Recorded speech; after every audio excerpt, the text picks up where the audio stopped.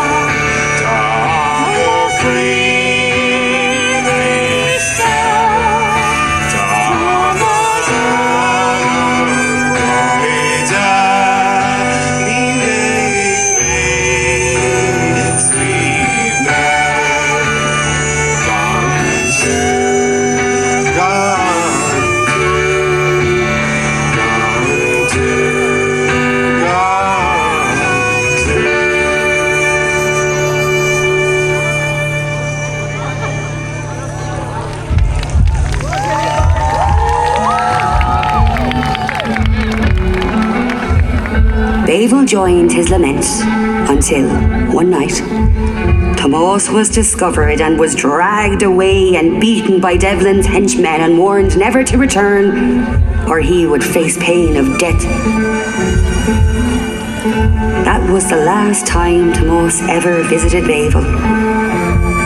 And from that moment on, she refused to speak a single word or even to eat a morsel of food.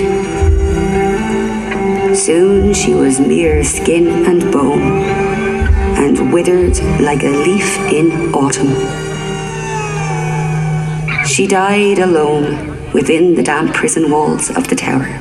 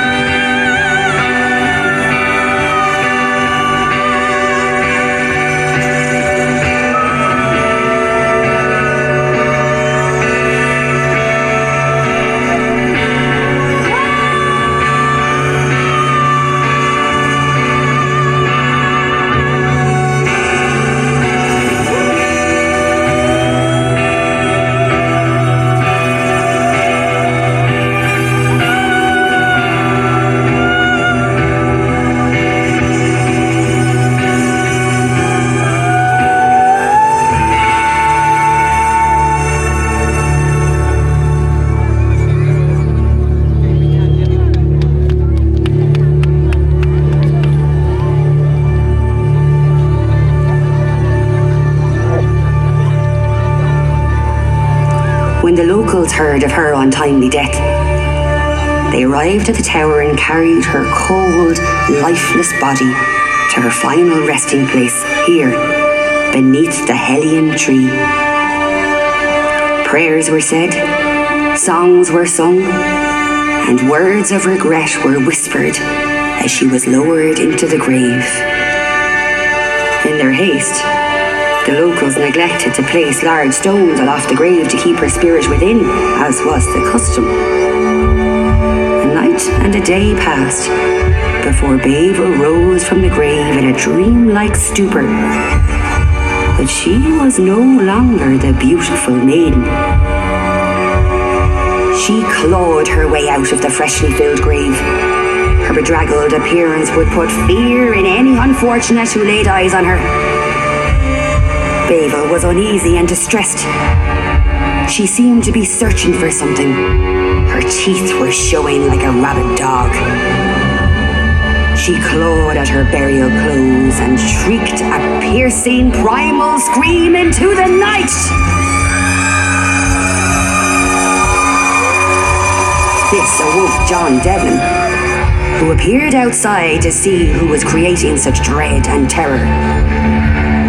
On seeing him, Babel remembered all his wicked and violent actions towards her. A great rage erupted within her, and she leapt upon his back and sank her teeth into his neck and began to feast on his rich lifeblood. She had an unquenchable thirst for blood. A red thirst, one might say. Or in the old tongue, Darrig Doo. Darrig Doo. When she had drank her fill, she felt an intense energy coursing through her veins, so much so that she could fly and leap with an unearthly energy. She had transformed fully into a vampire. The Darrig Doo, if you will. Gripping the ancient stones of the tower, she began to climb its exterior. Now in complete control, this stockade could no longer imprison her fierce strength. The Darrig Doo compelled all spirits, ghosts, ghouls, and demons to arise and revel in the darkness of this night, to wreak havoc until the searing morning sun banished them to their uneasy resting place once more.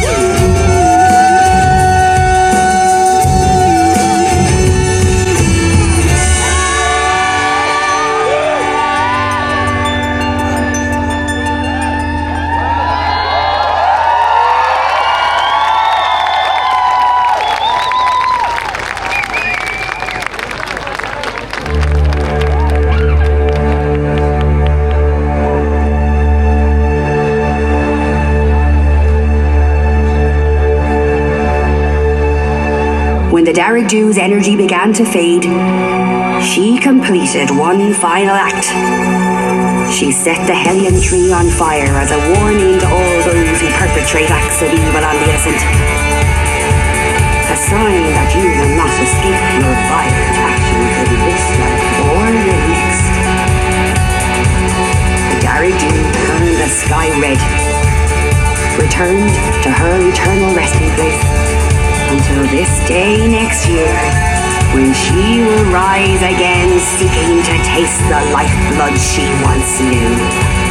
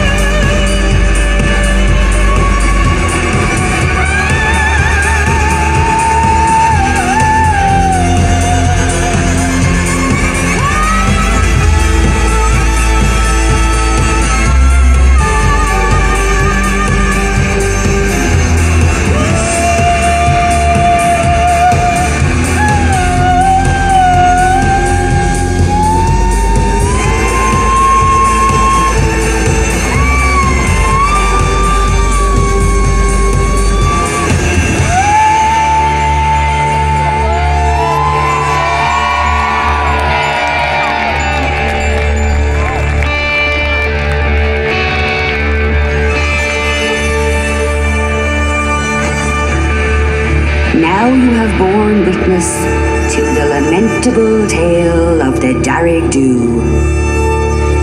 I thank you for bearing witness to this story of revenge and retribution. I ask you to dance now until first light.